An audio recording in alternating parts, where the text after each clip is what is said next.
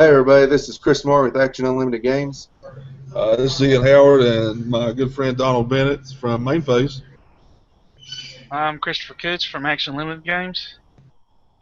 And this is the first episode of Untapped Rebooted, and this is going to be a weekly show. It's going to let you guys know exactly what's going on in Eastern Kentucky, what's happening with the championship series, who's winning, who's the points leaders, and you're just going to know everything that's going on, and this is going to be your number one source for all of that. This past weekend we had our first event over at Main Phase Games, and I'm going to let Ian go ahead and tell you guys how that went for us. Well, Chris, we had 26 strong here at Prestonsburg, Kentucky.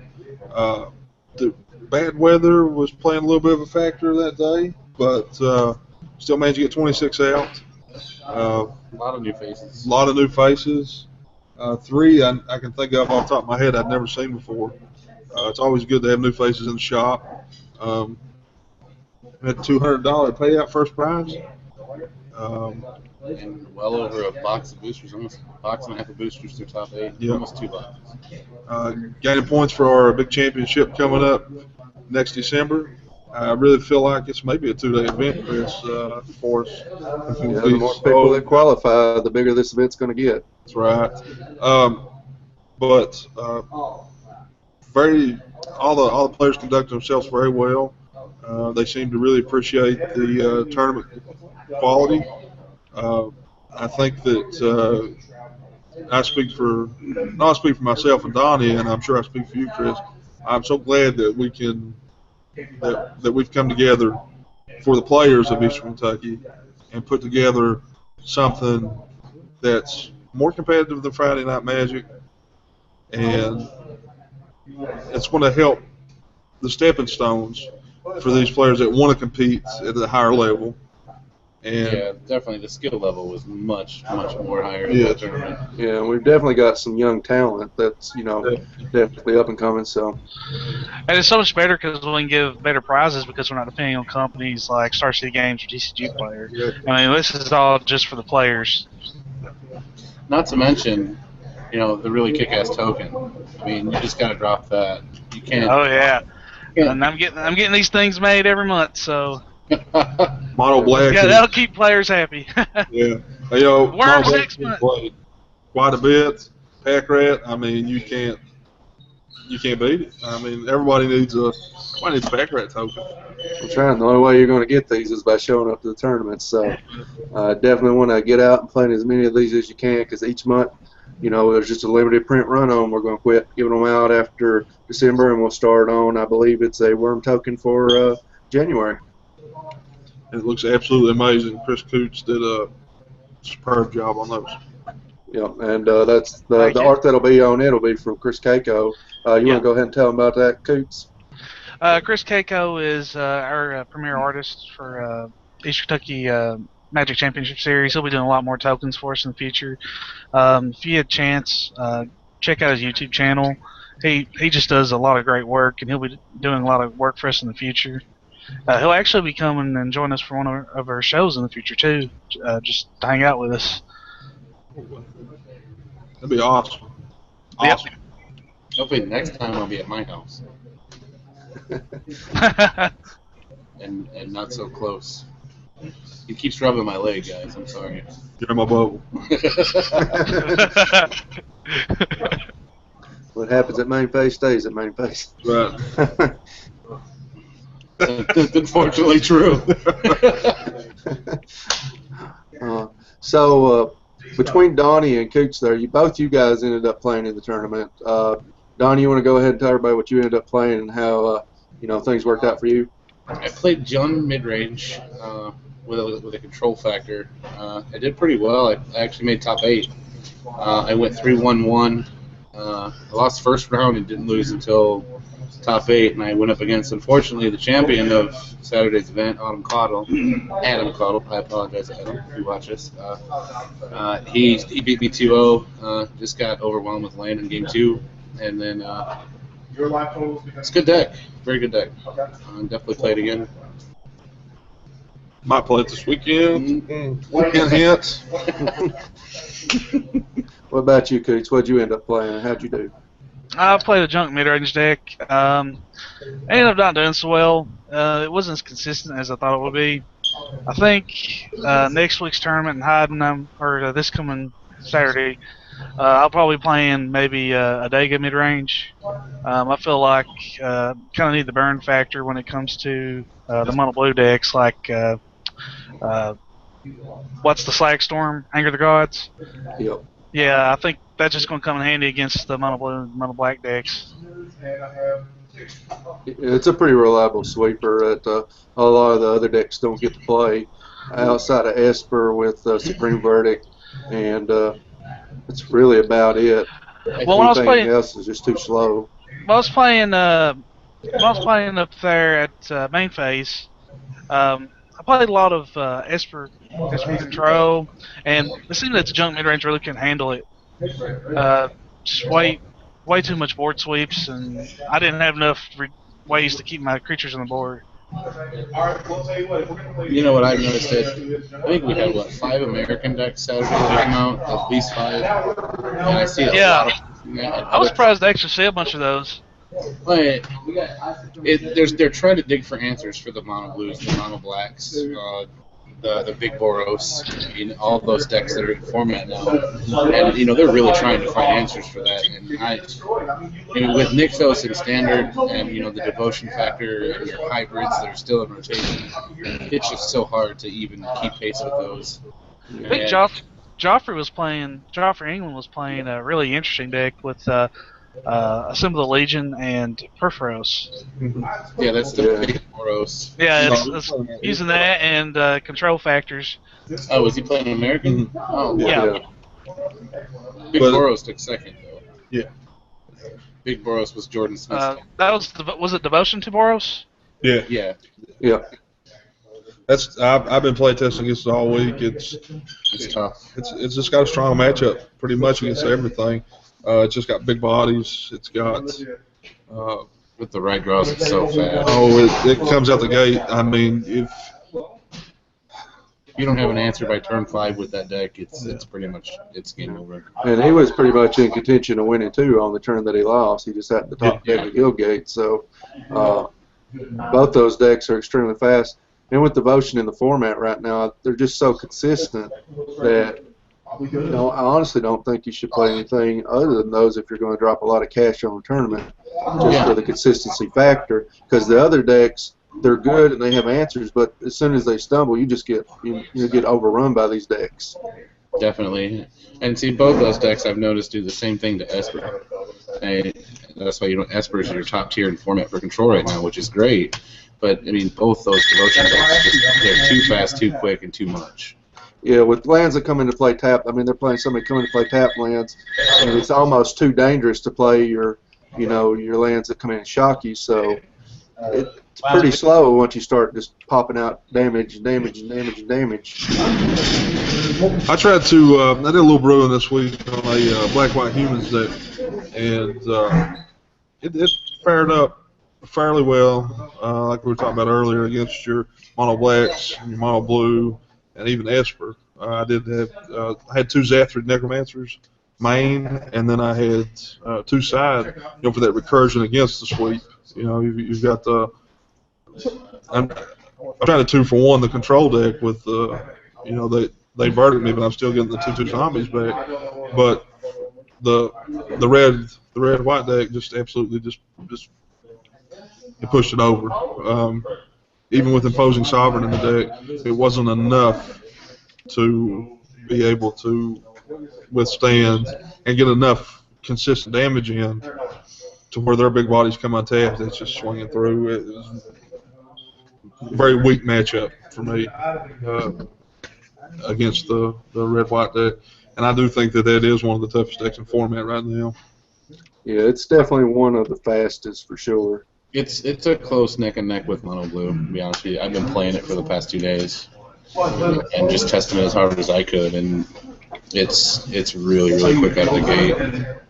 Now, the interesting deck that I seen was the Rakdos control deck that Trevor Pollard was playing. It seems to have a really good matchup against both those decks. I know that he ended up losing in the top 8 to the Boros Devotion deck, I think he had a mulligan a couple times and then had some bad land drops second game, which, like I said, the consistency of those devotion decks, you stumble, you're dead. That's what happened. He couldn't hit any of his sweepers. And for that deck, you get to play Anger of the Gods, which is just a really great sweeper right now. And it can be utilized by a lot of the other decks. A lot of decks aren't running ultimate price right now, and that's a big shocker to me, at least in sideboard, because it's going to get rid of that one card that Mono Black has that you just so hard to get rid of. Desecration Demon. I mean, it's a 6/6 for 6. Storm Breath for that matter as well. Or it's a 6/6 for 4, rather. Excuse me, but ultimate price gets rid of Storm Breath. It gets rid of Desecration Demon, which is really the difficult creature to get through, because with the black-red, you're not running any really form of a lot of creatures to be able to sack to you to get your damage through, and you're kind of relying on the creatures that you do have in the deck to get that damage in. You're controlling the board state until you feel comfortable enough that you can drop those threats and make them work, whereas, with Desecration Demon on board, that makes it a little tougher to be able to get your threat through, and you're looking at 6 damage every turn, and it's pretty tough. It really is. And then a lot of decks. A lot of decks this weekend there was a whip in anything black. Yeah. Anything black, you saw whip airbows. Yeah, life game's so crucial right now. It really is. Especially with Demon. Mm-hmm. If you destroyed it, and it's just going to come back and hit you for 6. People are missing Thractus, guys. The whip is the new Thractus. I miss Thractus, Huntmaster. So let's move on over to the champion, Adam Cottle, who was playing the Mono Blue Devotion deck. And if I'm not mistaken, he didn't drop a game all day. Nope. No. He took a draw in the last round, and that was it. Went in first. He pretty much stayed in first after second round, I think. Yeah. I was his first victim. I fell him in the top 8. First round top 8. And he beat Mono Black twice as well. So once in Swiss and then once in top 4. Yeah, he beat all his difficult matchups, and then just like I said, in the end, he got the luck of that last draw in Guildgate. So it was really close. But he definitely worked hard. He definitely earned that win. He's been playing the deck for a while, so he knows all the tricks to it. He knows how to run it and how to win with it. And like he said, Biden was his MVP that day. It just gave him so much card draw. He just basically outdrew everybody. Kept drawing in threats. So Biden, definitely, I would agree with him. MVP in that deck. Mono Blue is a very, very consistent and tough deck right now. It can mull to 4 or 5 and still come back and win.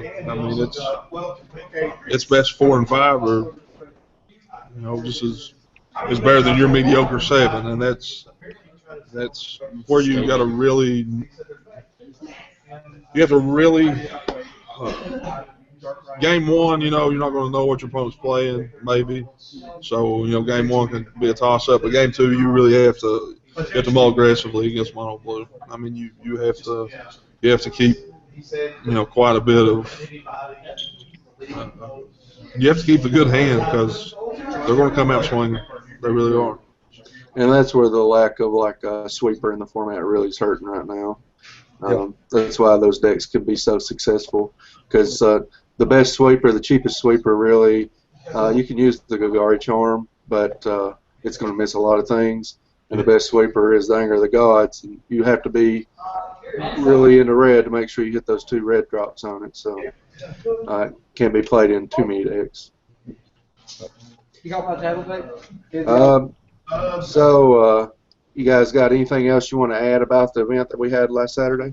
I thought it was a success. I'm very pleased with the turnout. I want to thank you guys, everybody that came. Much appreciated. I hope to see you guys again. Hope to see you guys this weekend in Hyden. I'll be playing this weekend, so I'm very much looking forward to that. I was just chewing at the bit this past weekend, wanting to play. And, you know, I love to host, and I know, Chris, you love to host. Oh, yes, I love putting together a good tournament. Deep down, I'm still that player, and I love to play. I love to compete, and I don't know if I'll ever be able to. I don't hate the play, I hate the game. I don't know. It's hard sometimes, like, especially when we're around like blackout and stuff. I'm like, yeah, I want to play in this. This will be an awesome tournament. But at the end of the day, when the players tell you they had a great time and they can't wait for the next one, you won too. So yeah, and it's a good feeling. And from all the feedback that people's been telling me on Facebook and at the tournament, they really appreciated you hosting this tournament for them and for us coming up with this idea and just giving the players options that they don't have to travel all over the globe to play in a competitive tournament anymore. And it seems like to me that the East Coast is that's where the Magic scene is. The east of the Mississippi, that's the big time Magic scene right now. And, Eastern Kentucky has been, we're East Coast, but we've been without that scene. And it's time that you and I, Chris, and Donnie and Coots, it's time we bring that back to we bring it here because we're bringing Magic back. Yeah. Exactly. Mother players don't know how to act. Yeah. Sorry. I'm almost asleep. So, had an event this weekend. Yep. We've actually got a change to it. I'm re-adding it to the Facebook page so everybody knows. The library right now is booked up. There's a lot of holiday events, family gatherings going on, so places like the library and the Timothy Carter building that we used before, they're all rented out. So what we're going to do is we're going to have the event at the shop. I should be able to seat up to 32 players in there comfortably. We'll see how it goes from there. It'll all work out. We got a pretty nice little place over there. If anybody's not been there but they know where the library's at, it's just basically around the corner. You can't miss it. We're beside King's Pizza. And it's going to start at 2 o'clock, $20 entry fee. We'll be giving out tokens to everybody that signs up. And hopefully we'll be giving away another $200 in cash. Yeah, that'll be great. People want to play for money, and we want to make sure we're giving out money. That's right. Time to get back to the players. That's right. It's the most important thing as business owners in this community that we can do. It's. Yeah, our shops are only as good as the players that want to come out and keep us going. So we want to make sure that you guys have the best place to play, the best tournaments to go to, and we want to provide the best place for the best competition in Eastern Kentucky to come out and show what it's all about.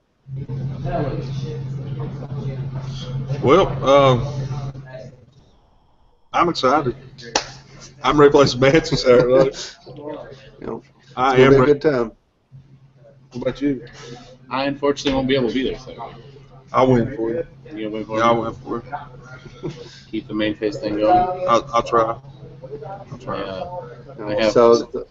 There's actually a possibility this weekend of somebody taking the points lead because I believe Adam Cottle said that he had some work that he had to take care of. So somebody that got in that top 8, if they can get first place, they're immediately going to jump ahead of him. I'm looking forward to it. Absolutely. All right, boys. I believe we're going to cut it out for the night. Good night. All right. Thanks for watching, guys. Everyone. See y'all. Appreciate you. See ya.